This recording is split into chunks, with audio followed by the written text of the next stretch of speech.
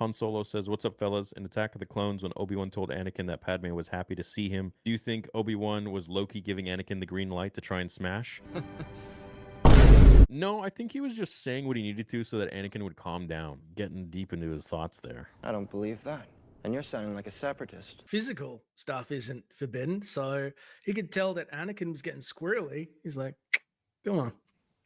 Sorry, milady. The fact that she let him hit This us. is where the fun begins. Whoa, calm down, Jamal. Fulfill your destiny.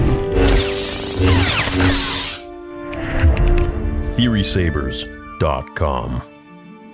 Stupendous was telling us how he watched a little bit of the Skeleton Crew, and as we all know, it's over now. So, what'd you think? It felt like crazy rushed, but with what we got, I was pretty satisfied in terms of the story they were telling. It had a whole lot more potential, and it's sort of a confusing project to me, quite honestly, because it meanders a lot in sort of the middle, and then it goes straight, not even breakneck. It just sort of ends. There's not really even a big climax. I mean, I guess there's a speeder bike chase, but that's really honestly it. I think it's running into a big problem that a lot of these other shows are facing, and that is that they so desperately want a second season that they're not telling a completed story with Yeah. their first big outing. So overall, I'd probably give it, 7, just solid 7. Pretty enjoyable show, rushed ending. Overall, extremely disappointing time with this coming out. Yeah. All things considered, this is on the better end of the Disney Star Wars era, but I would say barely. Sort of Which like isn't with saying what you much. said with Solo.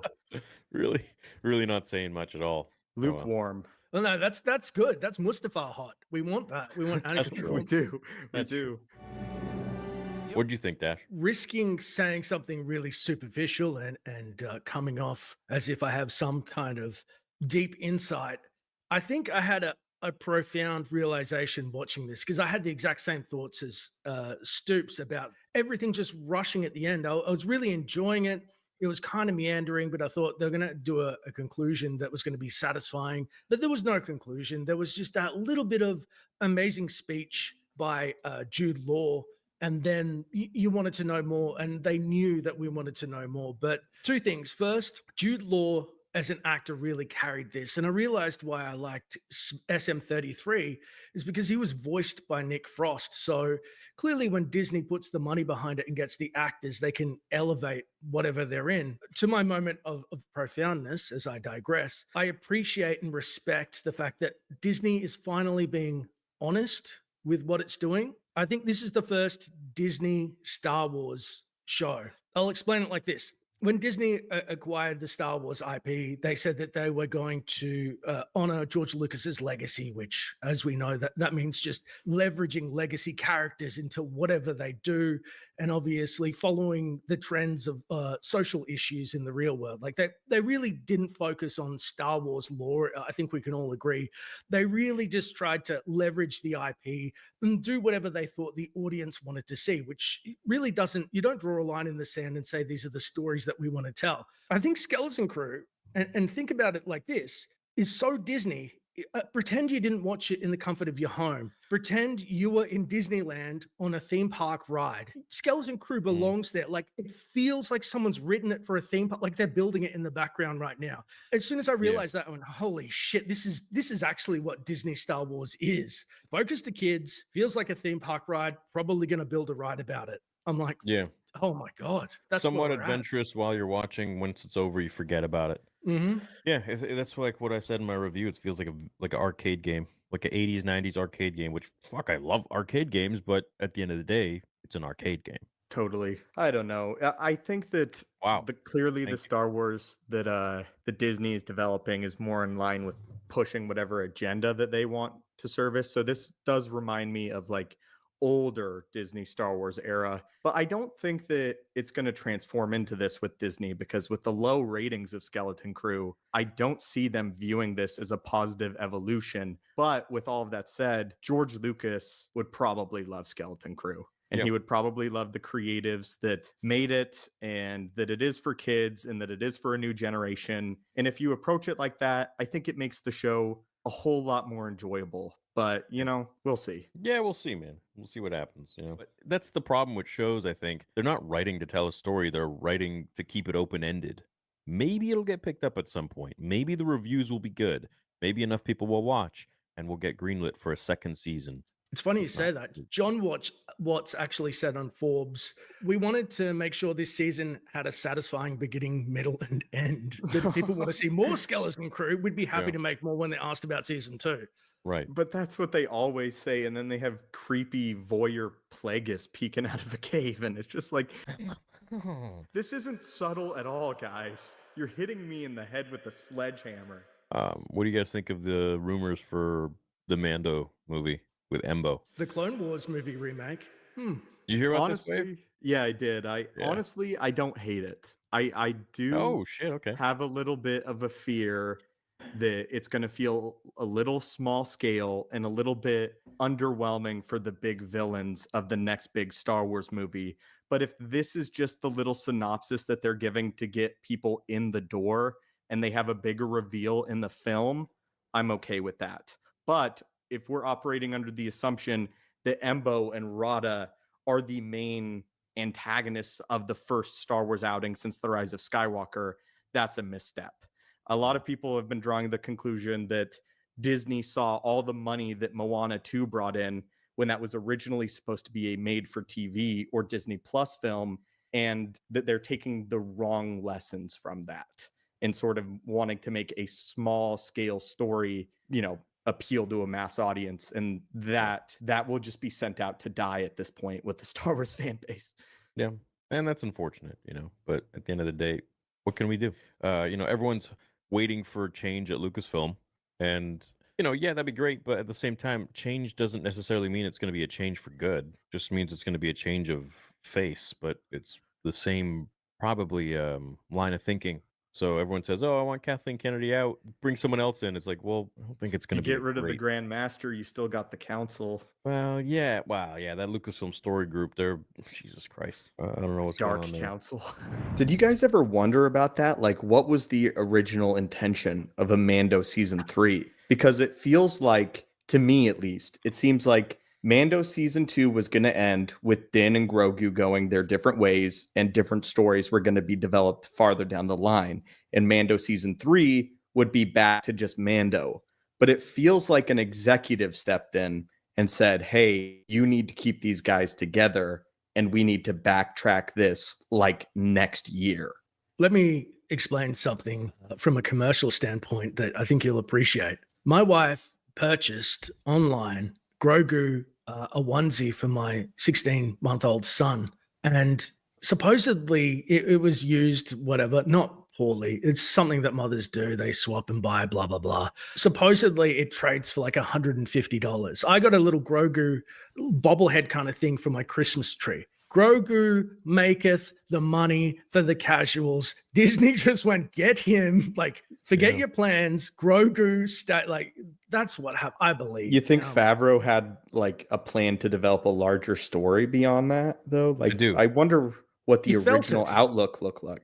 You could feel the disconnect, with like a dissonance in a story going in one direction, and then suddenly this dissatisfying conclusion kind of happened. And I was like, it's always the money that seems to like stop the story. Same thing as Skeleton Crew. You could feel that season 2 teaser. It's these money decisions, they just permeate into everything, and you can feel the little sick tendrils like Plagueis' fingers on your shoulder. You're like, oh, get away. But that's what's happening, I think. I think so too. It's a big, crash grab for them. They make a lot of money with Grogu, rightfully so. Hopefully they can start to make money from good storytelling, and then they won't feel like they got to be stuck with these cheap tricks.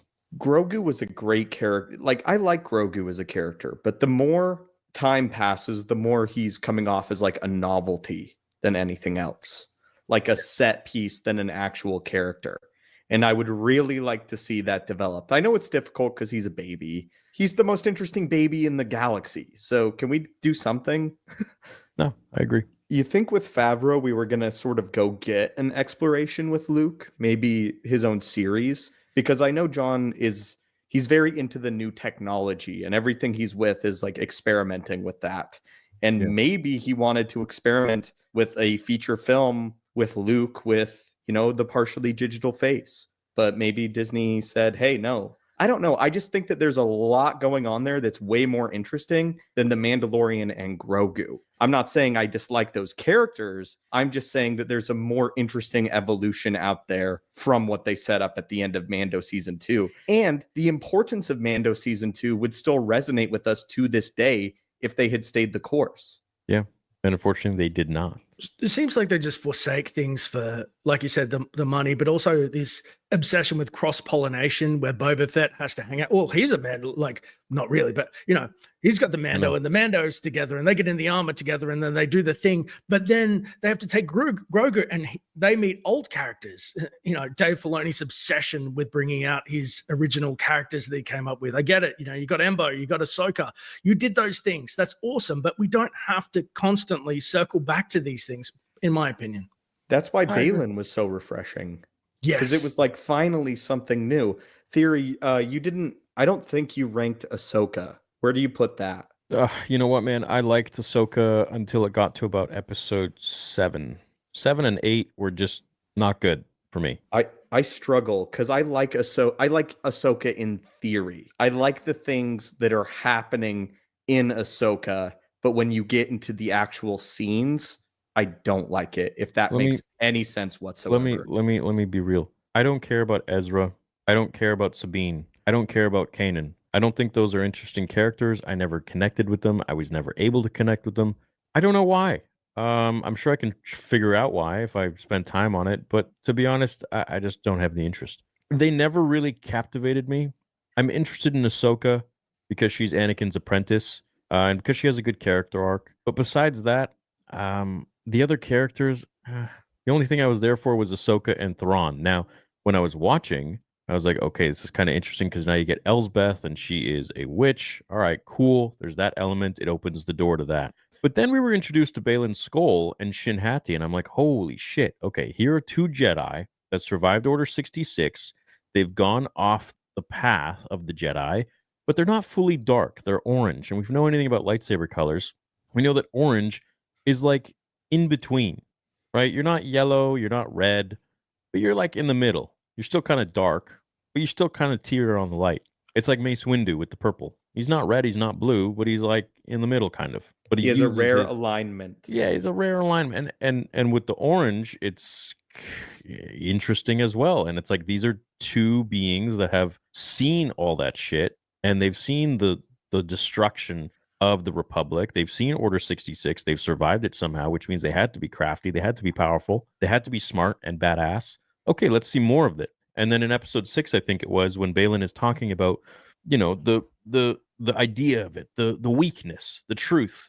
Man, those were great lines. Those were things that really put me into the story and the character, and I wanted to find out more about him. And then they just veered off, and they just made it super anticlimactic. They made it really simple.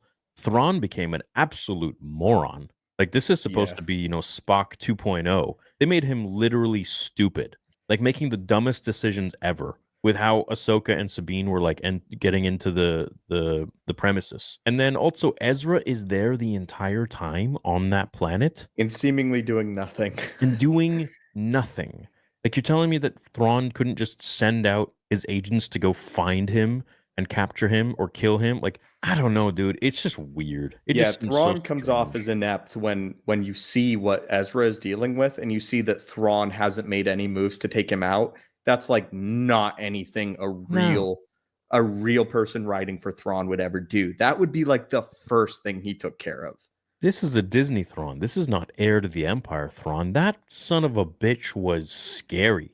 The way they wrote, the way Zahn wrote that guy was actually imposing, intimidating, logical, very smart, and not emotional. In this one, he was losing his shit. When Ahsoka was getting the upper hand on the most basic of things, he was like starting to get nervous. The master was General Anakin Skywalker. That's not Thrawn. What about the Death Troopers? 70-minute Death Trooper fight. Yeah, that really pissed me off because it's like, at least we could have had something cool. You got the witches that could conjure up anything. Why don't we see, a little bit of the comic book where Vader fights Darth Maul? And you could have brought Darth Maul back in some sort of fashion And I saw a lot of the wokies, the acolytes, trying to critique that, being like, why don't you bring back Darth Maul? Well, how about you get a stupid fight with a bunch of resurrected stormtroopers?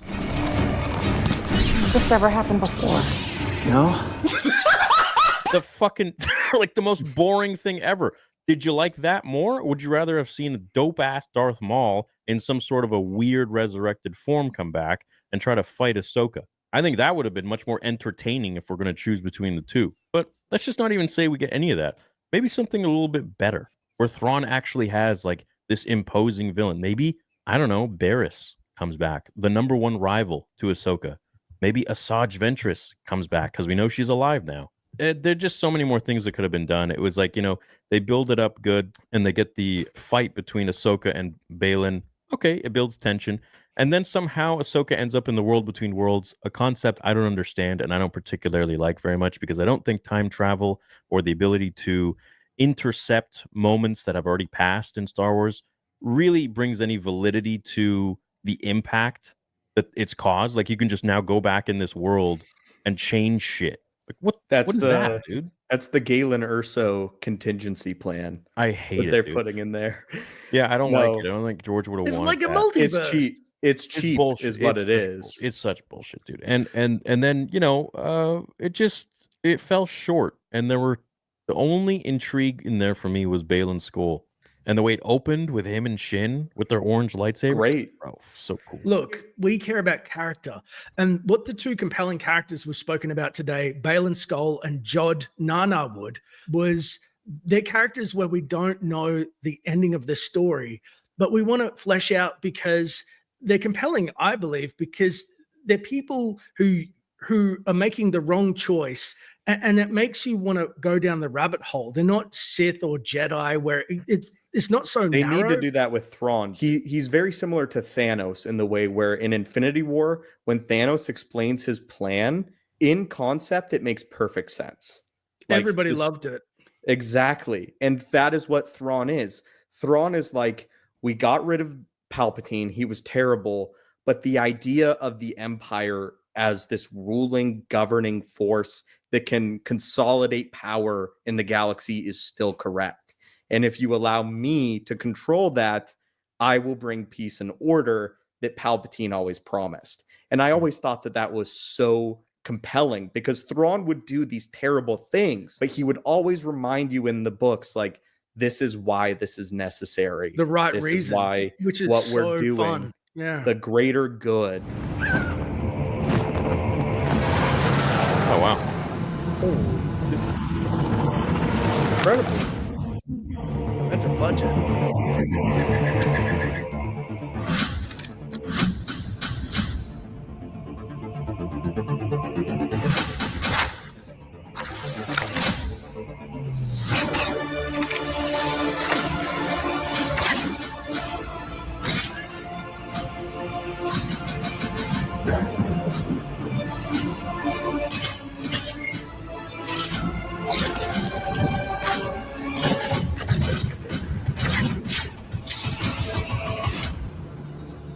Cool, man.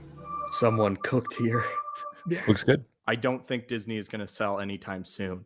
That is what I would like to happen, but I don't think that's going to happen. I don't think they'll sell either. I think they like holding on to the fact that they have this prize that they're destroying, that maybe out of every 10 projects they get one semi-right. In my mind, it's the most valuable, most acclaimed film franchise in the world. And to have that in their ownership and in their corner, I think the dollar figure with that mind thinking is huge. It goes beyond even like, what is it worth? It's more like, what is it worth to Disney? Yeah, but like they're basically at Atten, and instead of printing out the credits, they're just shitting in the machine going, "Durr, why is it not working?" Like, I can't help but feel that their control is more valuable to them than making more money. I mean, that's the only thing I can think of in my mind why it's gone this way. As long as there's a few of us who aren't despicable shills, and actually, because it's funny, these shills that are the most prominent ones out there,